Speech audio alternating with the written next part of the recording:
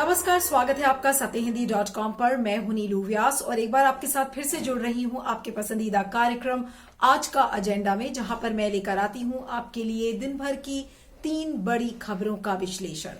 आज की मेरी लिस्ट में है सबसे पहले किस तरह से लव जिहाद के मामले में योगी सरकार को एक कड़ी फटकार लगाई है इलाहाबाद हाई कोर्ट ने। ये क्या मामला है, कैसे योगी सरकार को फटकार लगी है, इसके बारे में आपको बताएंगे।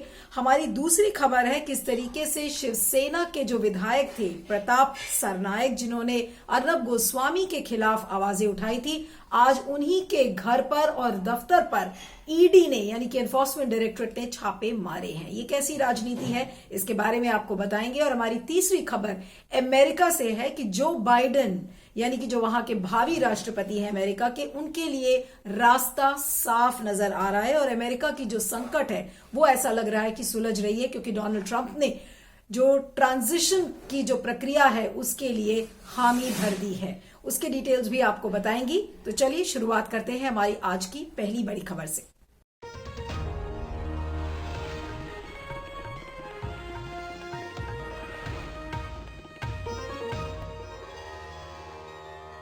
तो चलिए आज की शुरुआत करते हैं इलाहाबाद हाई कोर्ट के एक बड़े ऑब्जर्वेशन से। और जब से ये ऑब्जर्वेशन आया है उसके बाद से ऐसा लग रहा है कि हो सकता है कि जो सारे राज्यों में एक होड़ लगी है कि किस तरीके से सारे राज्य एक के बाद एक लव जिहाद पर कानून लेकर आएंगे, तो हो सकता है कि ये जो होड़ है ये कहीं ना कहीं धीमी पड़ेगी। अब ये इलाहाबाद हाईकोर्ट का मामला क्या है, आपको बताते हैं कि उत्तर प्रदेश के कुशीनगर इलाके में एक मुसलमान युवक जिसका नाम सलामत अंसारी था, उसने एक लड़की प्रियंका खरवार से पिछले साल शादी की थी। प्रियंका ने अपना धर्म बदलकर इस्लाम अपनाया और अपना नाम आलिया रख लिया, जिसके बाद इस लड़की जो प्रियंका के जो घर वाले थे उन्होंने एफआईआर दर्ज कराई और ये कहा कि सलामत ने उससे जबरदस्ती शादी करने की कोशिश किया, जिसके बाद यूपी सरकार ने भी हस्तक्षेप किया है। और इस पूरे मामले में जो पक्षकार है तो सलामत और प्रियंका एक तरफ है और दूसरी तरफ यूपी की सरकार है और प्रियंका के घर वाले हैं। तो आज ये जो ये प्रियंका और सलामत ने इस एफआईआर को चुनौती दी और ये पूरा मामला इलाहाबाद हाई कोर्ट में गया। 11 नवंबर को भी इस पर सुनवाई हुई थी, लेकिन जिस तरीके की दलीलें आज सामने पेश की गई और जस्टिस विवेक अग्रवाल और पंकज नकवी की बेंच में जिस तरीके के ऑब्जर्वेशन सामने आए हैं, तो अब देखना यह होगा कि इस ऑब्जर्वेशन से क्या योगी सरकार कोई सीख लेगी या जो उसकी राग या जो यूपी सरकार की जो राग अलापने की आदत है लव जिहाद पर, और इसके बाद और भी कई सरकारों की है, तो वो जो उसका कारवा है वो कहीं ना कहीं थमेगा, ये देखना होगा। अब जस्टिस विवेक अग्रवाल और पंकज नकवी ने क्या कहा है प्रियंका और सलामत के मामले में, आज कोर्ट ने इस बात को साफ कर दिया कि ये जो बेंच है वो प्रियंका और सलामत को हिंदू और मुस्लिम के रूप में नहीं देखते और वो इस तरीके से देखते हैं कि वो दो युवा हैं जो अपनी इच्छा से जिंदगी जीना चाहते हैं और पिछले 1 साल से वो काफी खुश हैं। इसके अलावा कोर्ट ने यह भी कहा है कि संविधान में अनुच्छेद 21 की बात आज इलाहाबाद हाईकोर्ट ने फिर से कहा कि जिसमें यह साफ कहा गया है कि किसी भी व्यक्ति को जीवन और उसकी आजादी के अधिकार पर रोक नहीं लगाना चाहिए। और इसके मद्देनजर जो जस्टिस विवेक अग्रवाल और पंकज नकवी की जो बेंच थी, उन्होंने प्रियंका के घर वालों और यूपी सरकार का जो एफआईआर था उसको रद्द किया है और साथ में यूपी सरकार और प्रियंका के परिवारों की दलीलों को खारिज भी कर दिया है।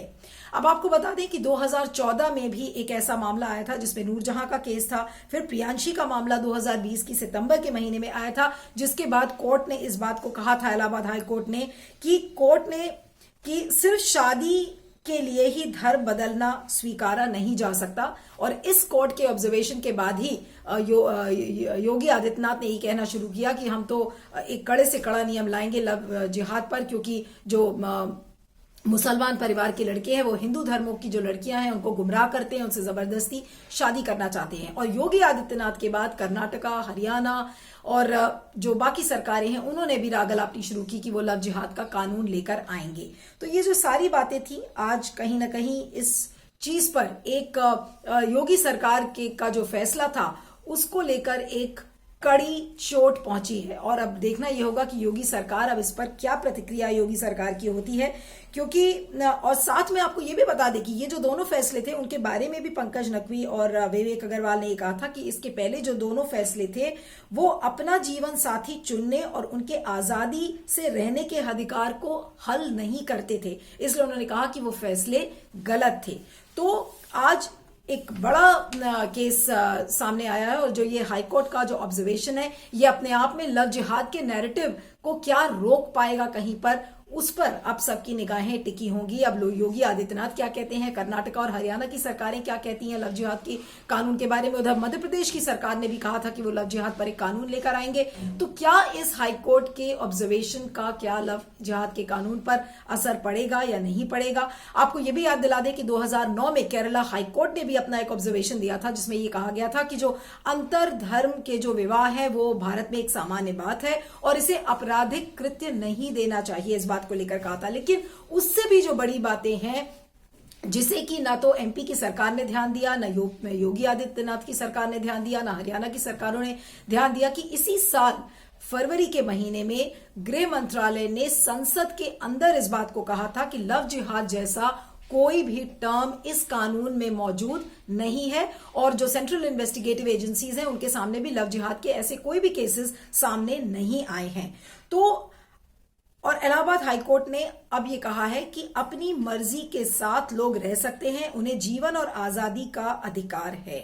तो इन सारी चीजों के बावजूद, जानने के बावजूद योगी आदित्यनाथ की सरकार अब अध्यादेश लाने की बात कर रही है कि वो जल्द से जल्द कानून ही नहीं बल्कि अध्यादेश लेकर आएगी, उसके बाद एक कानून का उसे जामा पहनाया जाएगा। तो आज एक इलाहाबाद हाईकोर्ट का एक बड़ा फैसला है और इस पर अब ये देखना है कि लव जिहाद का जो पूरा एक हवा एक तरीके से बना दिया गया था और जिस पर कि बार बार जिसको लेकर आलोचना हो रही थी कि वो महिलाओं के अधिकारों का हनन है, उन्हें इमेंसिपेशन जहां तक महिलाओं का है, उनके फ्रीडम की बात है, उसका हनन है और कहीं ना कहीं जो पेट्रियार्कल माइंडसेट है उसको एम्फसाइज करता हुआ ये कानून है और ऐसा कानून जिसकी लीगल और कॉन्स्टिट्यूशनल वैलिडिटी नहीं है। इस बात को लेकर एक बार नहीं बहुत सारे लोग आलोचनाएं करते हुए आए हैं कि ये एक फिगमेंट ऑफ इमेजिनेशन है, कॉन्कॉक्टेड कॉन्सेप्ट है, इसके बेसिस पर आप एक कानून कैसे लेकर आ सकते हैं। तो आज जो जस्टिस विवेक अग्रवाल और पंकज नकवी की बेंच ने जो ये फैसला सुनाया है, अब ये देखना होगा कि क्या लव जिहाद का जो नैरेटिव है वो क्या धीमा पड़ता है या नहीं पड़ता है और क्या होगा अब यूपी सरकार का जो कि अध्यादेश लाने की बात कह रहा है। आपको भूलना नहीं चाहिए कि अभी वेस्ट बंगाल में इलेक्शंस हैं, अभी और भी राज्यों में चुनाव है और बीजेपी की जो पोलराइज करने की जो हमेशा से एक स्ट्रैटेजी रही है, तो वो ऐसा लग रहा था कि लव जिहाद के कानून को लेकर वो पूरी आधारित थी और लव जिहाद की बात करने का मकसद ही यही था कि किस तरीके से वोटर्स को पोलराइज किया जाए। तो अब इस इलाहाबाद हाईकोर्ट का ऑब्जर्वेशन एक ऐसे समय में आया है जब यूपी सरकार अध्यादेश लाने की बात कर रहा था। तो अब ये देखना होगा कि इस कोर्ट ऑब्जर्वेशन का इंपैक्ट बाकी राज्यों पर कैसे पड़ता है और अध्यादेश लाने की बात कर रहे हैं जो योगी आदित्यनाथ हैं वो अब क्या करेंगे। इस पर आपका क्या फीडबैक है जरूर बताइएगा। मैं आगे चलती हूं।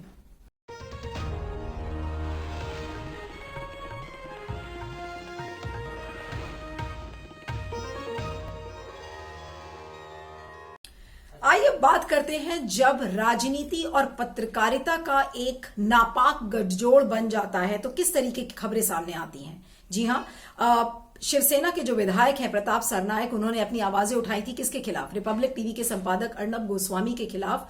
और उनके खिलाफ जब सुशांत राजपूत का मामला, जब रिपब्लिक टीवी बार बार गलत तरीके से रिपोर्ट कर रहा था और अर्नब गोस्वामी स्टूडियो के अंदर से बैठकर उद्धव ठाकरे को ललकार रहे थे, तो उसके बाद प्रताप सरनायक ने विधानसभा के अंदर एक जो विशेषाधिकार प्रस्ताव वो लेकर आए थे, एक प्रिविलेज नोटिस लेकर आए थे और उनके अर्नब गोस्वामी को सुपारीबाज कहा था। उसके बाद जो महाराष्ट्र के जो मंत्री हैं अनिल परब, उन्होंने कहा था कि अगर प्रधानमंत्री नरेंद्र मोदी के बारे में कोई कहता है तो बीजेपी को बुरा लग जाता है, तो हम शिवसेना में बैठकर अपने ही मुख्यमंत्री के बारे में ऐसी बातें क्यों सुनेंगे अर्नब गोस्वामी से। तो आज खबर ये आ रही है कि जो प्रताप सरनायक जो शिवसेना के विधायक हैं, उन्होंने एनफोर्समेंट डायरेक्टरेट ने उनके घर और दफ्तरों पर 10 ठिकानों पर आज छापे मारे हैं और यहां तक कि प्रताप सरनायक के जो बेटे का दफ्तर है उसे भी नहीं छोड़ा गया है। तो इसे आप क्या कहेंगे, ये बदले की भावना है। आज आप ये देखिए कि अर्नब गोस्वामी के खिलाफ और की आवाजें अगर कोई उठाता है तो उसके खिलाफ आज ईडी के छापे मारे जाते हैं।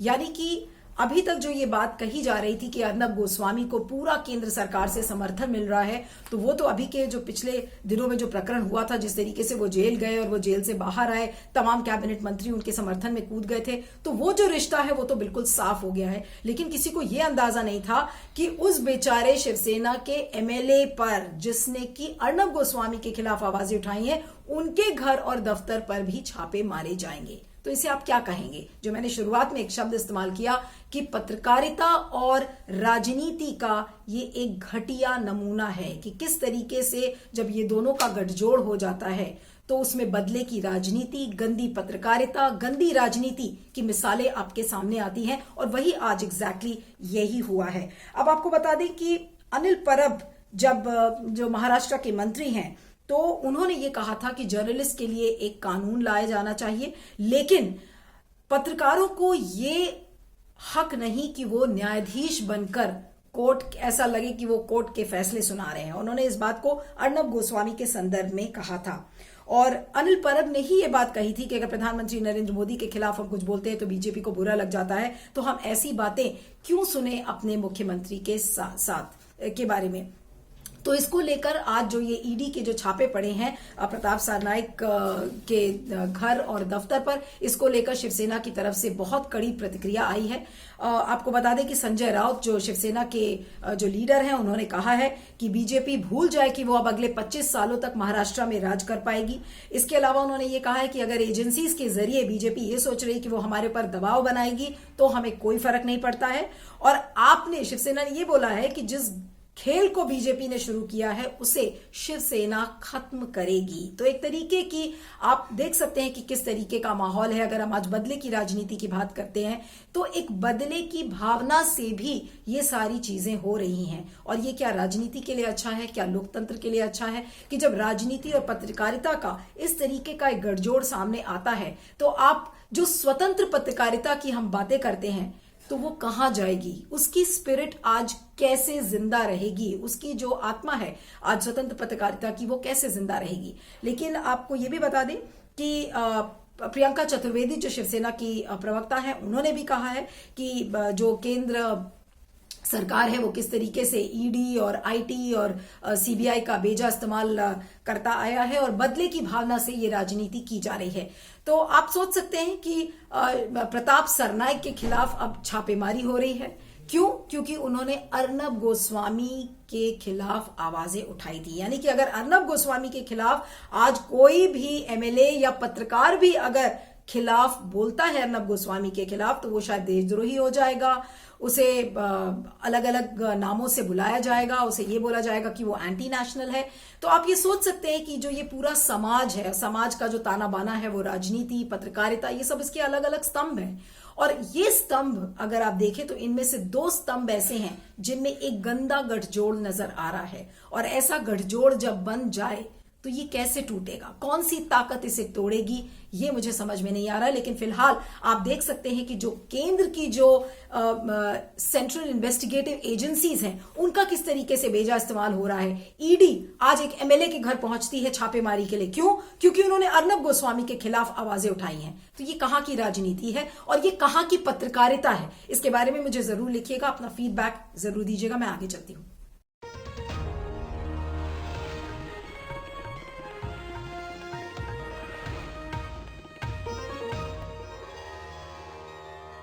आइए बात करते हैं अमेरिका की। जी हां, वहां पर एक सस्पेंस बना हुआ था कि ट्रंप व्हाइट हाउस कब छोड़ेंगे, ट्रंप जो बाइडेन को जगह कब देंगे। तो वो संकट ऐसा लग रहा है कि अब सुलझता हुआ नजर आ रहा है, क्योंकि जो जनरल सर्विसेज एडमिनिस्ट्रेशन की जो हेड हैं एमिली मर्फी, उन्होंने एक चिट्ठी लिखी है जो बाइडेन को, ये कहते हुए कि जो ट्रंप का एडमिनिस्ट्रेशन है वो अब तैयार है फॉर्मल ट्रांजिशन प्रोसेस के लिए। इस ट्रांजिशन प्रोसेस में आप सत्ता को दूसरे के हाथ में सौंपते हैं। तो जो उसकी फॉर्मल प्रक्रिया है उसके लिए तैयार हो गए हैं डोनाल्ड ट्रंप, ऐसा उस चिट्ठी में लिखा गया है। लेकिन आपको बता दें कि ये चिट्ठी जो बाइडेन को इतनी आसानी से नहीं लिखी गई है। इसके पहले 1 नहीं बल्कि 8 रिपब्लिकन्स ने डोनाल्ड ट्रंप को इस बात के लिए तैयार करने की कोशिश किया कि अब आप सत्ता को को जो बाइडेन के हाथ में सौंप दीजिए। इसके पहले भी बहुत सारे लोगों ने, जिसमें मिशेल ओबामा थी और ऐसे बहुत सारे लीडर्स ने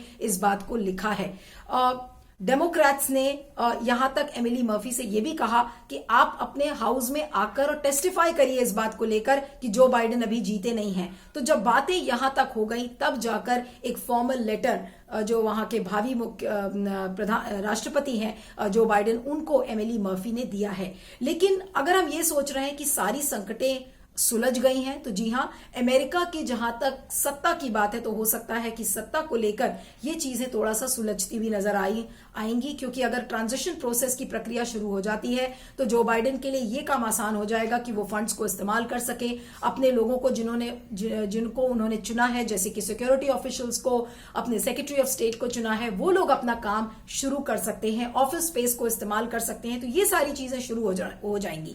लेकिन रही बात डोनाल्ड ट्रंप की और उनके भविष्य की, तो डोनाल्ड ट्रंप ने कई ट्वीट्स किए हैं और लोगों को मिसलीड भी करने की कोशिश किया है। एक तरफ वो ये कह रहे हैं कि नहीं, एमिली मर्फी और जो जीएसए के जितने ऑफिशियल्स हैं उनको तंग किया जा रहा है, उनको गाली दी जा रही है, उनको धमकियां मिल रही हैं, इसलिए इन लोगों को हम ट्रबल्ड नहीं देख सकते, ऐसा अपने ट्वीट में डोनाल्ड ट्रंप ने कहा है, और इसलिए कि वो प्रक्रिया को शुरू कर सकते हैं। लेकिन दूसरी तरफ डोनाल्ड ट्रंप एक दूसरी बात भी कह रहे हैं। वो ये कह रहे हैं कि वो फेक बैलेट्स में बिलीव नहीं करते हैं, एक वो फेक डोमिनियन में बिलीव नहीं करते, यानी कि उनके कहने का मतलब है कि ये जो चुनाव गलत तरीके से जीता गया है उसमें इनका विश्वास नहीं है और इसलिए वो अपनी लड़ाई को जारी रखेंगे। तो अगर हम ये सोच रहे हैं कि जो बाइडेन के लिए रास्ता बिल्कुल साफ है, तो जो कोर्ट की लड़ाई है डोनाल्ड ट्रंप की, वो अभी भी चल रही है, वो एक पैरेलल लड़ाई है। जहां तक प्रोटोकॉल्स की बात है, जहां तक ट्रांजिशन प्रक्रिया की बात है, वो उन्होंने शुरू कर दिया है। तो ये क्या संकेत देता है? ये संकेत देता है कि डोनाल्ड ट्रंप पे बहुत दबाव है। पिछले दिनों आपने खबर देखी होगी कि किस तरीके से डोनाल्ड ट्रंप के जो दामाद हैं उन्होंने उनसे बातें की थी और कहा था कि अब आप अपनी हार को एक्सेप्ट कर लीजिए, स्वीकार लीजिए अपनी हार को और जो बाइडेन के हाथ में सत्ता को सौंप दीजिए। उसके बाद भी डोनाल्ड ट्रंप नहीं माने। डोनाल्ड ट्रंप का जो अड़ियल रवैया था वो नजर आया। लेकिन जो ट्वीट्स पिछले 12 घंटे में जो उनके ट्वीट्स देखे गए, एक नहीं 3-4 ट्वीट्स उन्होंने किए हैं, लेकिन उस ट्वीट में उन्होंने प्रोटोकॉल्स की बात तो कही है कि एमिली मर्फी ने कहा है कि अब जो बाइडेन की जो ट्रांजिशन डायरेक्टर है वो अपना काम शुरू कर सकते हैं और इधर डोनाल्ड ट्रंप के जो लोग हैं वो अपने प्रोटोकॉल्स को पूरा करते हुए वो प्रक्रिया को शुरुआत कर सकते हैं। लेकिन साथ में वो कोर्ट की जो लड़ाई है उसके बारे में भी बार बार इस बात को कह रहे हैं कि चुनावी प्रक्रिया की जो विश्वसनीयता है उस पर वो बार बार सवाल खड़े कर रहे हैं। तो ये एक दोहरा चेहरा डोनाल्ड ट्रंप का समझ में आ रहा है लोगों को। लेकिन एक बात तो बिल्कुल क्लियर है कि जो डोनाल्ड ट्रंप के ऊपर बहुत दबाव है और दबाव के चलते उन्होंने ये सारे ट्वीट्स किए हैं और कहा है कि ट्रांजिशन की प्रक्रिया को शुरू किया जाए। लेकिन कहीं ना कहीं वो एक ग्रेसफुल एग्जिट का रास्ता भी देख रहे हैं कि उनकी बहुत ज्यादा किरकिरी ना हो और साथ में वो अपनी बात भी मनवा ले और प्रोटोकॉल जो ट्रांजिशन प्रोसेस का है वो भी शुरू हो जाए। तो लेकिन अगर ट्रंप ये सोच रहे हैं कि इस पूरी प्रक्रिया में वो एक जीते हुए राष्ट्रपति के तौर पर नजर आएंगे, तो कहीं ना कहीं उनकी छवि को बहुत धक्का मिला है। पहले से ही वो बहुत अड़ियल माने जाते थे और अब इस प्रक्रिया के बाद, यानी कि चुनाव हारने के बाद, तो वो और भी ज्यादा एक अड़ियल राष्ट्रपति के रूप में नजर आ रहे हैं। तो संकट कट गया है, जो बाइडेन के लिए रास्ता साफ है। लेकिन जहां तक डोनाल्ड ट्रंप की जो लड़ाई है कोर्ट में, वो अभी जारी रहेगी। तो जो डोनाल्ड ट्रंप का जो एक दोहरा चेहरा है वो अभी भी सामने नजर आ रहा है। इस पर आपको क्या लिखना है जरूर फीडबैक दीजिएगा। और आज के एजेंडा में इतना ही। आप मुझे ट्विटर पर फॉलो कर सकते हैं, मेरा ट्विटर हैंडल है @neelu317। जरूर लिखिएगा और बताइएगा आपको मेरा एनालिसिस कैसा लगा। बने रहिएगा satyhindi.com पर। Thank you so much. सत्य हिंदी के और वीडियोस को देखने के लिए हमारे YouTube चैनल को सब्सक्राइब करें और सीधे नोटिफिकेशन पाने के लिए बेल आइकन दबाएं।